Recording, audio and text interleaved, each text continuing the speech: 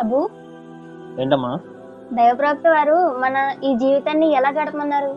దైవ ప్రవక్త మహమ్మద్ రసూలుల్లాహ్ సల్లల్లాహు అలైహి వసల్లం వారు ఈ జీవితం గురించి 3 ఉత్తమమైనటువంటి విషయాలు తెలియజేశారమ్మా. అందులో మొదటిది, మానవుడు ఈ లోకంలో ఎలా ఉండాలి అంటే అతను ఒక బాటసారిగా ఉండాలి.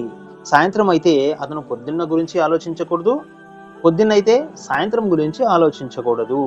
ఎందుకంటే అల్లా తరపు నుంచి అతనికి పిలుపు ఎప్పుడొస్తుందో, చావు ఎప్పుడొస్తుందో తెలియదు కాబట్టి మానవుడు భూమిపై ఒక బాటసారిలా ఉండాలి అని ప్రవక్త వారు తెలియజేశారు. ఇది మొదటిది. అలాగే రెండవది, యవ్వనంగా ఉన్నప్పుడే, ముసలితనం రాకముందే అతి ఎక్కువగా పుణ్యాలు చేసుకోండి. ఆ పుణ్యాలు మీకు వృద్ధాప్యము, ముసలితనం వచ్చిన తర్వాత కూడా ఆ పుణ్యాలు మిమ్మల్ని కాపాడతాయి అని అన్నారు. ఇంకా మూడో విషయం చెప్పారు, జీవితం అంతా కూడా ఎంతలా పుణ్యాలు చేసుకోవాలంటే ఆ పుణ్యాలు మనకు ప్రళయ దినం రోజు పనికొస్తాయి. అవే ప్రళయ దినం రోజు కూడా మన పుణ్యాలు సరిపోవాలి. ఆ విధంగా జీవితం గడపాలి అని ప్రవక్త ముహమ్మద్ సల్లల్లాహు అలైహి వసల్లం వారు తెలియజేశారమ్మా.